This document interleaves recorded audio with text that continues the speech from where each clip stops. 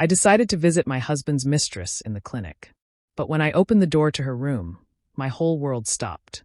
Please stay with me as I open up about what really happened, and if this story makes you feel something, I'd appreciate your support.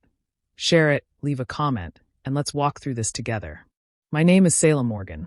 I'm 32 years old, and for 7 years I thought I was living the kind of marriage every woman dreamed of. Darius Morgan, my husband, was everything I thought I wanted. Charming, ambitious, and the kind of man who lit up a room when he walked in. I used to feel proud just standing beside him. I told myself I had hit life's jackpot, and I worked hard to keep our marriage strong. But little by little, the cracks started showing. At first, they were small things. He would come home later than usual, saying work had kept him longer. I believed him. I trusted him. Then there were nights when he would sit at the table, his phone face down, his smile thinner than before. I brushed it off as stress. Every marriage goes through phases, right? Then the excuses grew stranger. Business trips that didn't quite add up. Calls he would take outside, whispering in a tone he didn't use with me. Even when he looked me in the eye and said, "I love you," something in me felt different. It was like his words no longer reached his heart before they reached his lips. I can't lie, I fought against the feeling. I wanted to believe my husband was still the man I married. I replayed our memories, the sacrifices I made for him, working extra shifts so he could finish school, turning down promotions so I could support his career. I thought those things meant something. I thought love meant loyalty. But slowly, the coldness in our home became undeniable. Dinners were silent. Our laughter faded. I started to feel like I was living with a stranger. And every time he kissed me goodbye, I could taste the distance on his lips. I didn't want to admit it, but deep down I knew. There was someone else. I felt it in my bones, like a shadow lurking just behind me. The more I tried to push the thought away, the heavier it pressed on my chest. Nights in bed, staring at the ceiling, I asked myself the same questions over and over.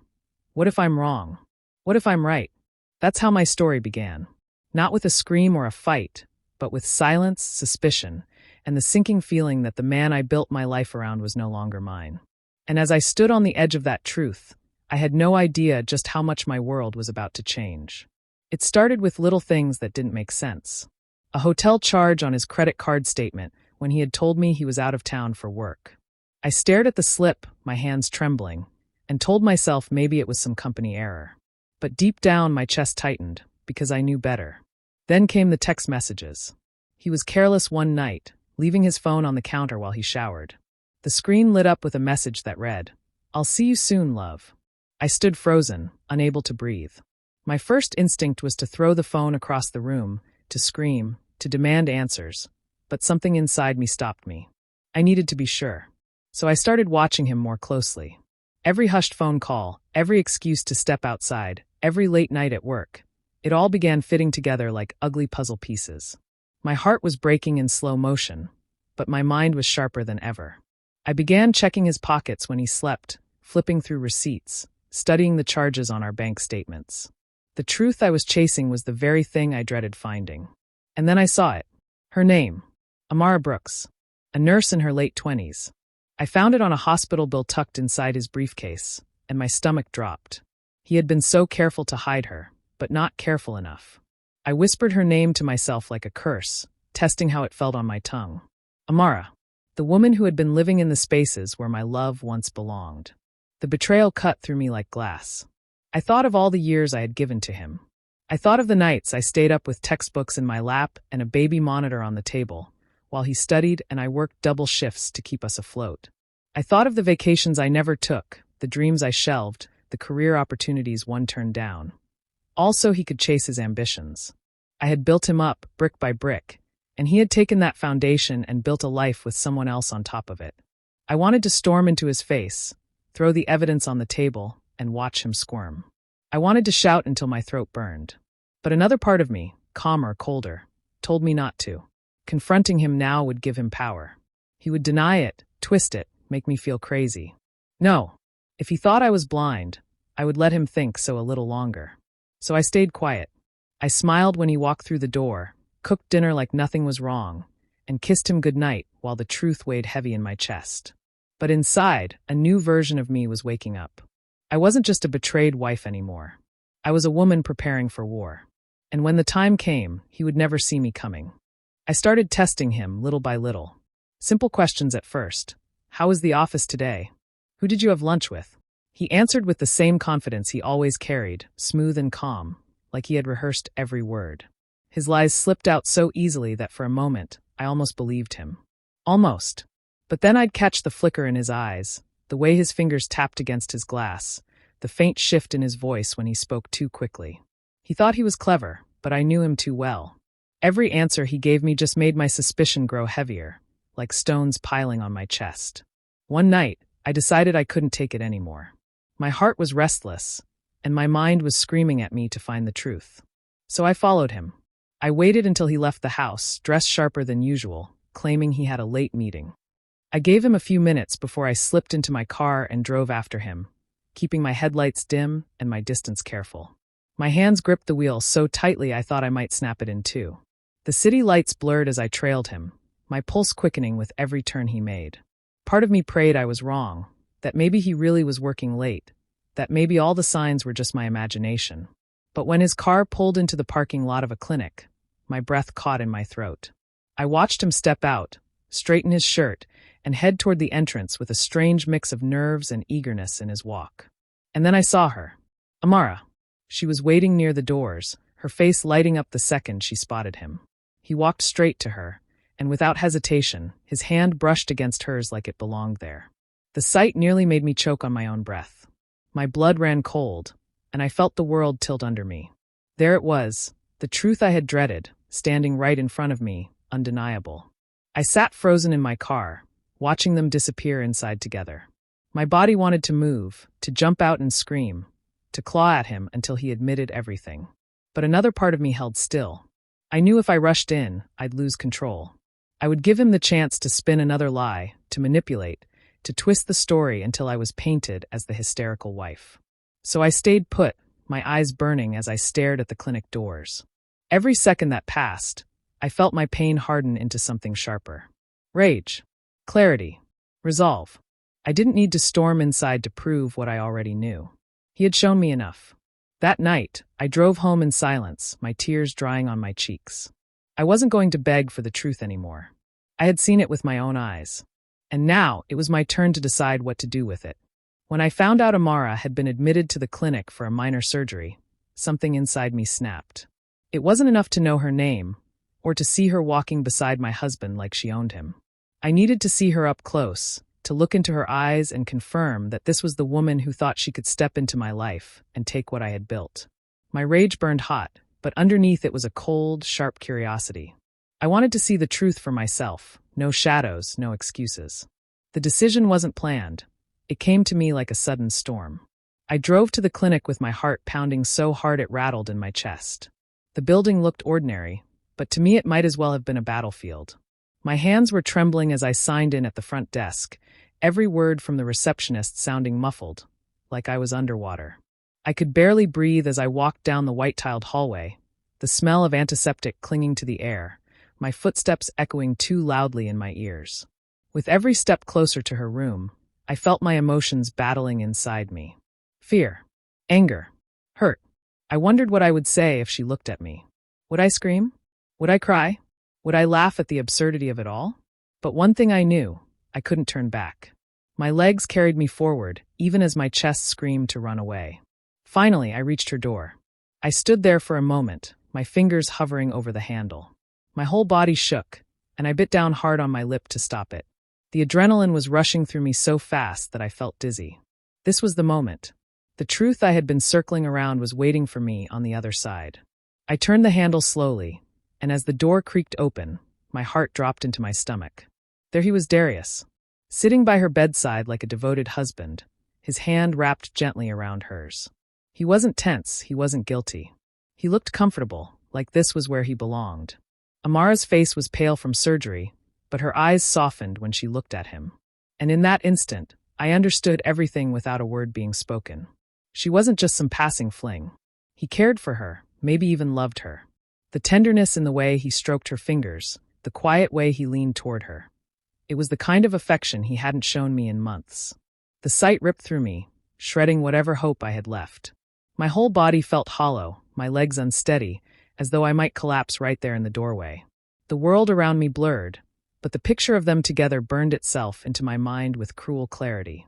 That moment was the end of the woman I used to be, and the beginning of the one I was about to become.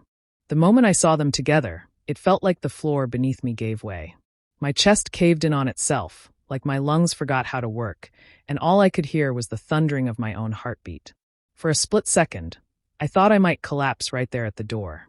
But something inside me forced me to stand tall, to steady my breathing, to keep my face cold even while my insides screamed.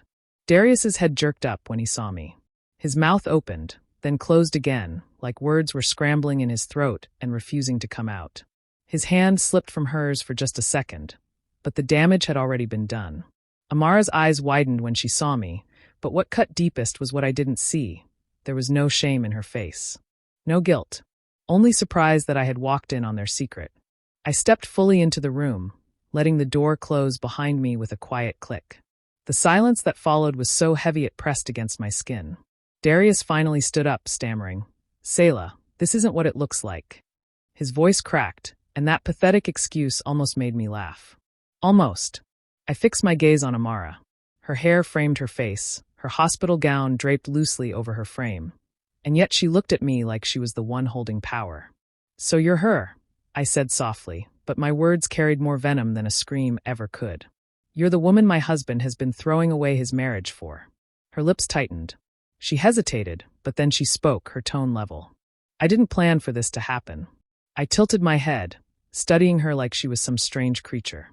"Didn't plan for it? You knew he was married." Her eyes flickered, and for a moment I thought she might lie. But then she sighed, her shoulders lifting slightly. "Yes, I knew." The confession sliced through me. I wanted to crumble, to let the tears burn their way down my face, but I refused to give her or him that satisfaction. I steadied myself, drawing strength from the fire rising in my chest. "So you knew he had a wife waiting at home. You knew I existed, and you still chose this. You chose him." My voice didn't break. It was sharp, clean, like glass. Darius tried to step closer, his words tumbling. "Selah, please let me explain." I cut my eyes at him so fast he froze mid-step. "Don't you dare. You've said enough with your actions." Amara didn't look away. There was no apology in her eyes, no remorse. And that, more than anything, told me exactly who she was. She wasn't a victim. She was a willing participant in my humiliation. I turned my back on both of them then, holding my head high even though inside I was bleeding. They would never see how broken I truly was. They would only see the steel I wrapped around my pain. When we got back home that night, the silence between us was thick enough to choke on. Darius kept glancing at me like he was waiting for me to explode, for me to scream, to throw things, to break down into the mess he expected me to be. But I didn't give him that. I sat down on the edge of the couch, my hands folded in my lap, my face calm though my heart was torn to pieces inside me. He paced the living room, running his hands through his hair like a man caught in a trap. Finally, he spoke, his voice low but urgent. "Selah, listen. I didn't mean for you to find out this way." I said nothing. My silence unnerved him, I could tell. He shifted, tried again. "It's complicated. I fell in love with her." His words landed on me like stones, each syllable bruising my skin. He dared to stand in our home, in the life we built together, and tell me he loved another woman. But then, without missing a beat, he added, "But I still love you too. You have to understand that." The contradiction was almost laughable. My lips curved into the smallest smile, not from amusement, but from the sheer absurdity of it all. How could a man love two women at once? How could he stand there, ripping my heart out, and still use the word love so carelessly? Inside me, something shifted. The heartbreak was still there, raw and jagged, but it began to harden into something else, clarity. I finally saw him for what he was, not the man I had built up in my mind, not the husband I had sacrificed so much for, but a selfish coward who wanted everything without consequence. He dropped to his knees in front of me, his hands reaching for mine, desperation clouding his face. "Please, Selah. I can fix this. I don't want to lose you." I pulled my hands back slowly, deliberately. I looked him in the eye, and for the first time in years, I felt no fear of losing him. Because in that moment, I realized I had already lost him. And maybe that wasn't such a tragedy after all. I didn't scream. I didn't curse. I simply nodded as though I was considering his words, but in my mind, something much bigger was unfolding. Revenge. Not the kind that came from blind rage, but the kind born from survival and dignity. He had underestimated me. He thought my silence meant surrender. But what it really meant was that I was thinking, planning, setting the stage. As he rambled on, promising to do better, swearing it was just a mistake of the heart, I leaned back and let him talk. Because I knew his words meant nothing now. What mattered was the truth I carried inside me. He didn't deserve forgiveness. He didn't deserve me. And soon enough, he was going to learn exactly what that meant. I started collecting everything like a surgeon gathering tools, methodical, quiet, and precise. First, the bank statements. Months of small transfers, hotel charges, the line items that didn't belong to business. I sat at the kitchen table late at night, the lamp painting circles on the paper as I circled dates and amounts in a pen that never shook. Then the messages, screenshots I took when his guard was down, the flirty notes he thought were private. I printed them, labeled them, and slid them into a folder that felt heavier with every page. Proof isn't poetry, it's paper, and I treated it like armor. Next came the files that showed our life together. Mortgage statements, joint accounts, the paperwork for the car I'd insisted we keep in my name when his student loans were still overwhelming us.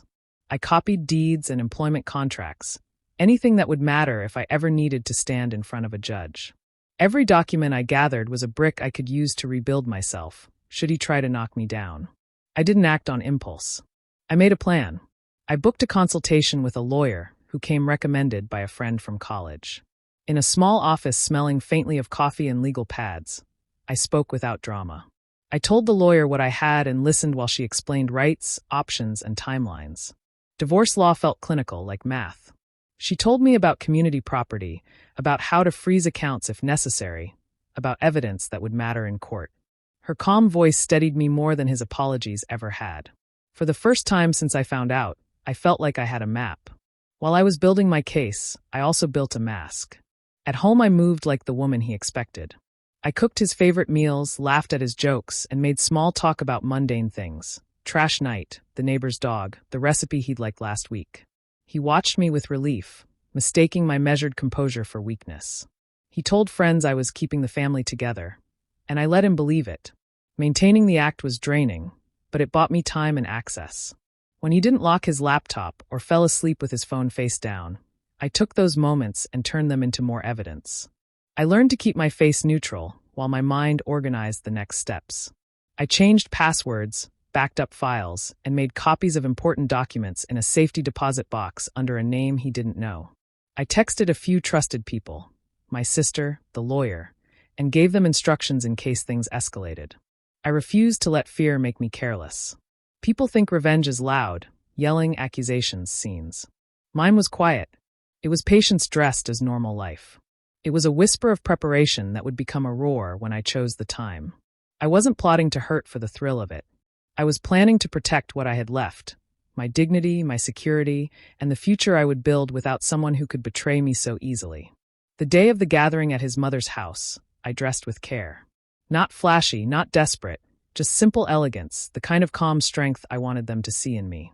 Darius was cheerful on the drive there, humming along to the radio, convinced that I was the same loyal wife who had forgiven and forgotten.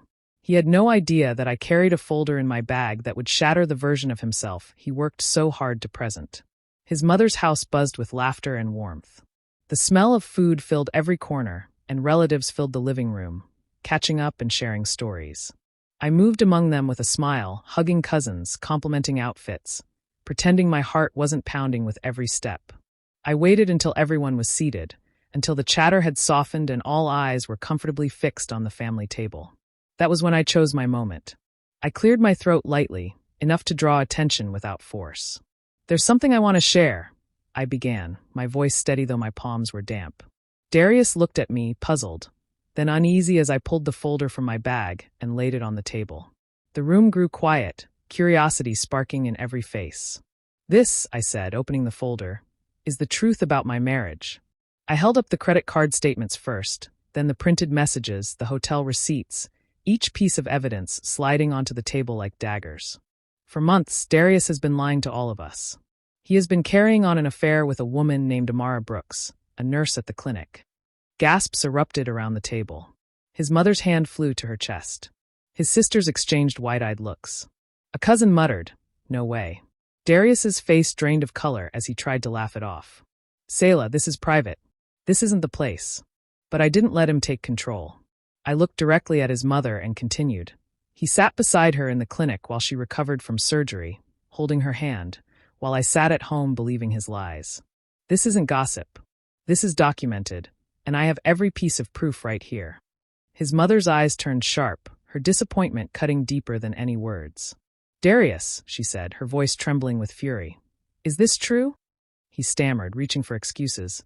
"It's not like that. I love Selah. I just..." "Love?" I interrupted, my voice calm, almost cold. "You don't get to use that word as a shield." The room erupted in murmurs, his siblings shaking their heads, some even scolding him aloud. The proud image he had worked so hard to maintain crumbled in front of everyone. He looked small, pitiful, caught in a net he couldn't escape. I didn't raise my voice, I didn't cry.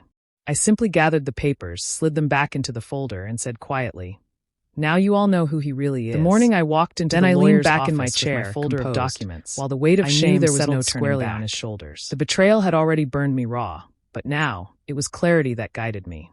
My lawyer looked over the evidence, receipts, messages, bank statements, and nodded slowly. "You're not just walking away, Selah. You're walking away secure," she said, her tone firm, almost proud. With her help, I filed for divorce and set in motion the final strike that would dismantle Darius's illusion of control. At home, I played my role perfectly. I cooked, I asked about his day, I even nodded when he rambled about work. He thought the storm had passed. But beneath that calm exterior, the paperwork was already in motion. Every asset he thought he held power over, every account he assumed was under his control, I had quietly secured my share. The house, the savings, even the investments he had hidden, I made sure they fell into my corner. The day the divorce papers were served, Darius's face twisted in disbelief. He stood in the living room, the documents trembling in his hands. "You're divorcing me? After everything, Selah? You can't just..." "I can," I said simply. My voice was steady, stripped of the tremble it once held when I begged for his honesty. And I already did. His anger rose quickly, but I didn't flinch. He shouted about loyalty, about how I'd ruined him, about how Amara was waiting for him anyway. But the truth settled in just as quickly as his rage flared, because Amara had already found out. She had expected him to leave me willingly, to choose her without being forced. But when she realized I was the one cutting ties, that I was leaving him on my own terms, she felt just as betrayed. Her texts, sharp and cold, lit up his phone as she demanded answers he couldn't give. I watched as he sank into the couch, one hand clutching the papers, the other holding his buzzing phone. The man who once carried himself with swagger and control now sat hollow, caught between two women who no longer wanted him. His mistress saw him as weak, a coward who couldn't make a choice. His wife, the woman he thought was broken, was the one who walked away with the home, the dignity, and her head unbowed. There was no screaming, no dramatic confrontation. That wasn't the kind of revenge I wanted. My silence, my composure, was sharper than any blade. I didn't gloat. I didn't need to. Watching him unravel, watching him lose everything he thought he controlled, that was enough. When I closed the door behind me for the last time, I didn't look back. The house was mine, the future was mine, and the weight of betrayal no longer chained me. Darius was left with nothing but regret, and I carried only the quiet triumph of survival. When I sit alone now in the quiet of my own home, I think about how close I came to losing myself. Betrayal doesn't just shatter your trust. It shatters the version of you that once believed in forever. For weeks, I carried the weight of that clinic door in my chest. The way it creaked open, the way the sterile smell of the hospital filled my lungs, the way my eyes froze on the sight of Darius holding another woman's hand as if it were the most natural thing in the world. That moment carved something out of me, something I thought I'd never get back. But I was wrong. What it took from me in innocence, it gave back in clarity. I saw myself for the first time, not as a wife clinging to vows he had already broken, not as a woman defined by someone else's loyalty, but as Selah. A woman capable of rebuilding, of choosing herself, of walking away without begging for scraps of love. The nights I spent staring at the ceiling, my chest tight with pain, I thought I was unraveling. I thought the silence was proof that I was weak. But silence became my sharpest weapon. I didn't scream. I didn't throw things. I didn't collapse at his feet. Instead, I stood up, collected the pieces he thought I'd never notice, and used them to build my escape. The divorce papers weren't just an ending, they were a declaration. That I mattered, that my sacrifices were not to be mocked, that I would never again let someone consume the best of me while feeding me lies in return. And yes, it hurt. God, it hurt more than I can put into words. Betrayal cuts deeper than death sometimes, because you still have to walk the earth carrying the wound. But healing isn't about pretending it never happened. It's about standing tall with the scar and saying, I survived you. Darius lost everything the day I chose myself. Not just the house, not just the life we built, but the version of me who once believed he was worthy of her loyalty. That woman is gone. In her place stands someone sharper, wiser, unafraid. People ask if I regret it, if maybe I should have tried harder, forgiven faster, or clung to what little was left. But the truth is, the moment I opened that clinic door, the marriage had already died. The only thing left was the burial, and I made sure to walk away from the graveside stronger than ever. So here's my truth. When I opened that clinic door, I thought I'd lose everything. Turns out, I found myself instead. And that is the most powerful revenge of all.